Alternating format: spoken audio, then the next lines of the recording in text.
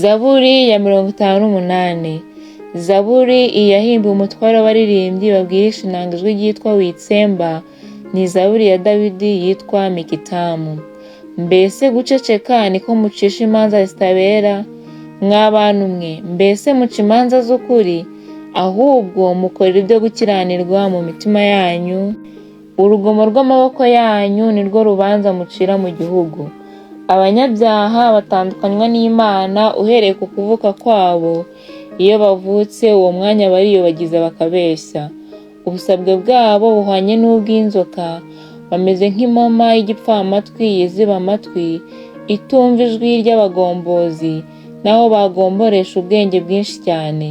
Mana ubavuna amenyo mu kanwa kabo, Uwiteka uca imikaka y'iyo migunzu y'intare, bazuruke bakame nk'amazi asuma cyane, agitamika imyambi ibe nk'ibishishibano, babe nk'ikijongororwa kiyaga kigashira, babe nk'ikirambu kitigeze kureba izuba.